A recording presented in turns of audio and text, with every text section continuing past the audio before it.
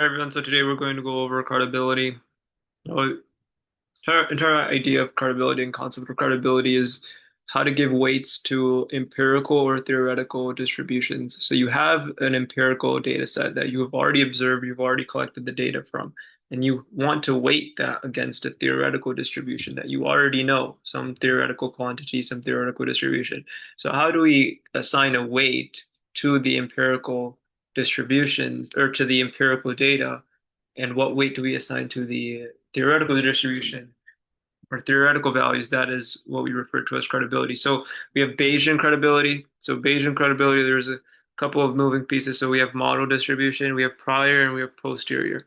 Model distribution is, and we'll go through an example of what this means, but model distribution is the outcome of the original variable given that we already know this the unknown parameter. So we have unknown parameter. So that is what the prior and posterior are.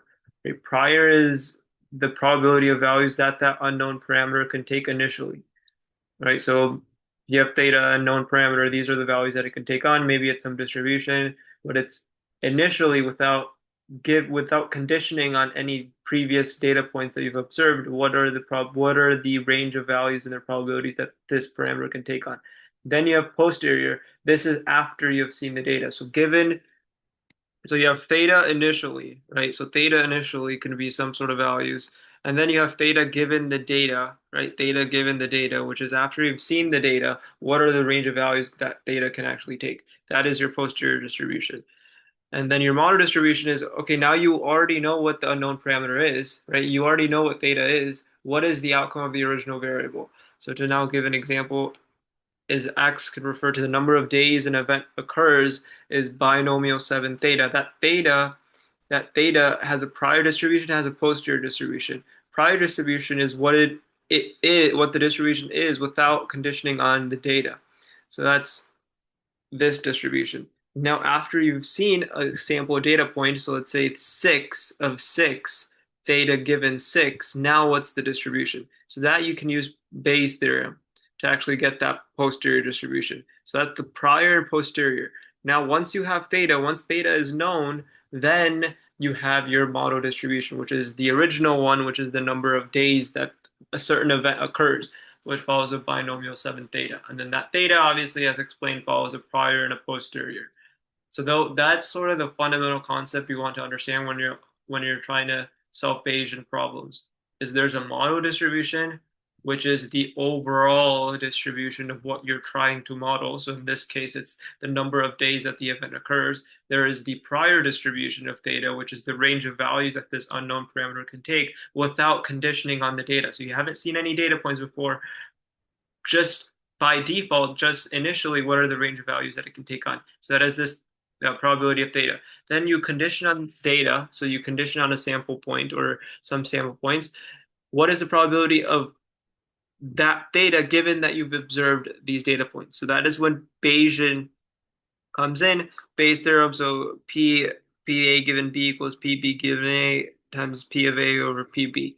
Right? That's Bayes' theorem. You use the same idea to get to the posterior distribution. So if it's theta given 6, okay, probability of it's 6 given that we already know theta is obviously just the binomial times the probability of A. Probability of A is just the probability of theta, which is times this 30, and then over probability of B, which is the law of total probability, which you take the expected value of P conditioned expected value of probability of B conditioned on theta. So that is this 7 6 theta 6 1 minus theta, and then to take the expected value that you integrate from all values of theta can what theta can be, which is 0 to 1. And then you can also you factor out the constant. So when you're doing posterior, so when you're doing this, you can factor out the 7 6 and the 7 6. Those are the same, so you can factor those out. And so that is Bayesian credibility. That's Bayesian credibility. You need complete information on the model distribution, the prior distribution, and the posterior distribution. So by distribution, you mean what are all of the range of values that it can actually take on. For that is Bayesian. When we go to Bowman credibility, you actually only need to know the expected value, variance of the hypothetical mean, and the expected process variance. So those are the three parameters here, mu, v, and a. Okay, so this this is the expected value of x given theta. So what is the theoretical value that this can take on?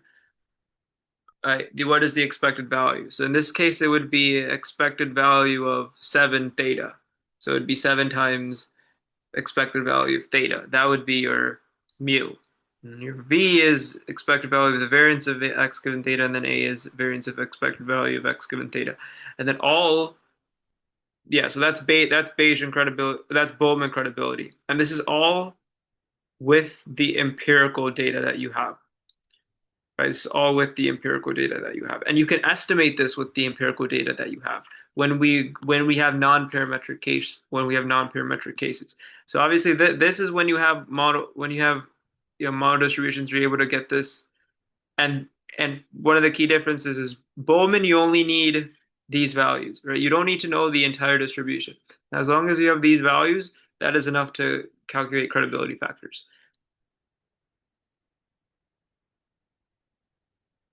right? And then, right, as we talked about weight, what weight do you want to give to the theoretical mean versus the empirical mean?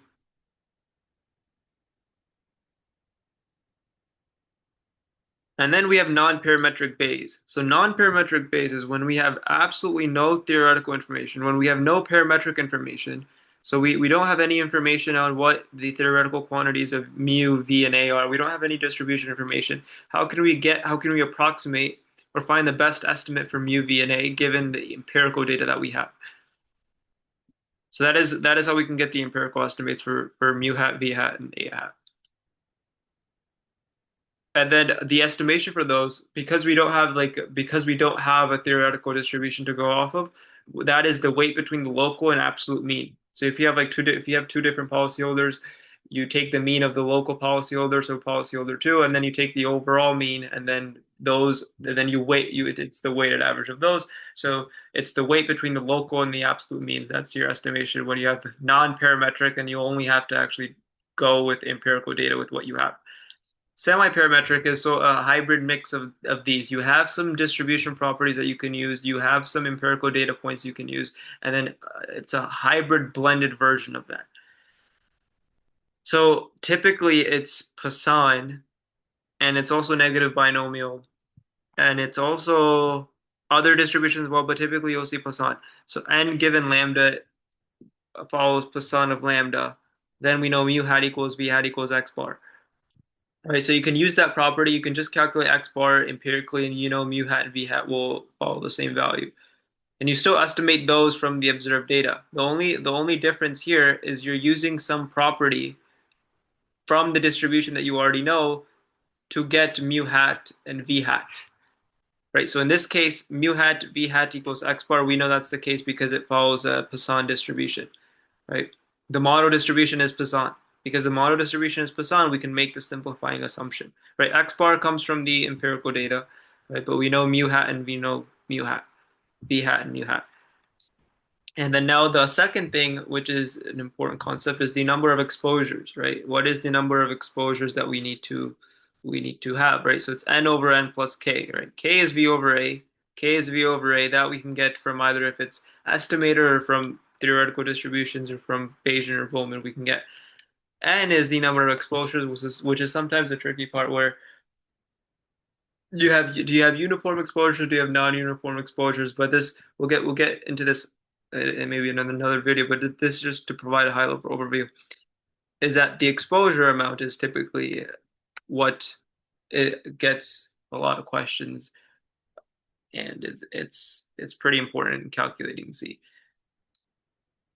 And so that is a high level overview of credibility. Again, classical credibility that you learned in FAM, right, in the FAM exam is given the model distribution, right? Given the model distribution, how many exposures do we need to have in order for the observed data or in order for the empirical data to be fully credible? So when can the sample data be self-sufficient enough to do that? Right, so that is classical that you've done in FAM. And then now we're adding on Bayesian, which is you need a model distribution, you need a prior distribution, you need a posterior distribution.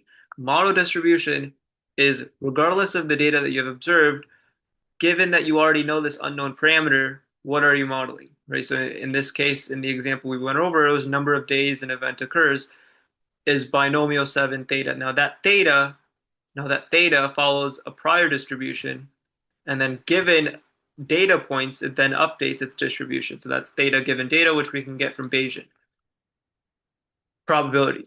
Then we have Bowman, which says that, okay, we don't have any information about the distributions. We only need to know the expected hypothetical mean, variance of the hypothetical mean, and these three quantities, right? So we don't need to know anything about the distribution subs as long as we have these three quantities. That's all we need for Bowman credibility, right? So that's the difference between Bowman and Bayesian. And then Bowman is a weighted average between the theoretical mean and the empirical mean.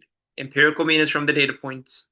Theoretical mean is we get that from mu, right? It's a weighted average between mu and then v and a, right? Because k is v over a. Our credibility factor is n over m plus k, right? Z equals n plus k. This is the credibility factor. This is the weight.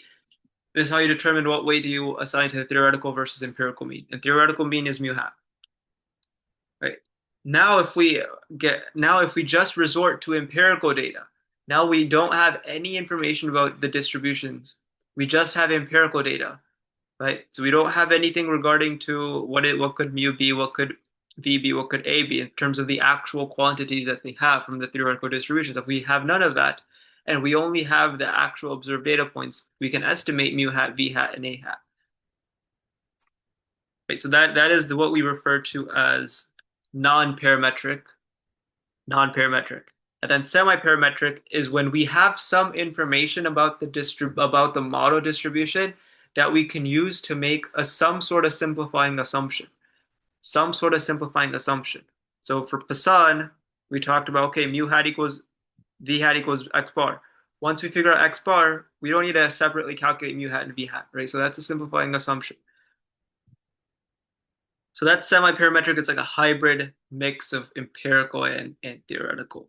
So that's a high-level overview of what credibility is. Again, what are we trying to do? We are trying to find the right balance between using empirical data and theoretical data, and we're trying to calculate the credibility weights, right? What credibility factor do we use? And to get the credibility factor depends on what information we have, right? Which is different in classical, Bayesian, Bowman, and then non-parametric or even semi-parametric. They have very varying degrees of how much theoretical distribution you have. Bayesian has the full model prior and posterior. Bowman, you only need the mu, v, and a. You don't need to have the actual model prior or posterior distribution. And then you have non-parametric, which you don't need any distribution. You can get that from the actual empirical observed data points. And then finally, you have non-parametric. You don't have anything about or finally, you have semi-parametric. You have a hybrid knowledge of both the theoretical and the empirical, which you can blend together to get to the credibility factor. So those are the different ways to get the credibility factor, ultimately leading to the same goal of how can we assign a weight to some empirical data points that we have, and how can we assign weight to some theoretical quantity that we have to get to an estimation that we call like the predictive mean of a future event occurring. So that's at a high level of what credibility is, and we can go into later and more deeper topics in future videos.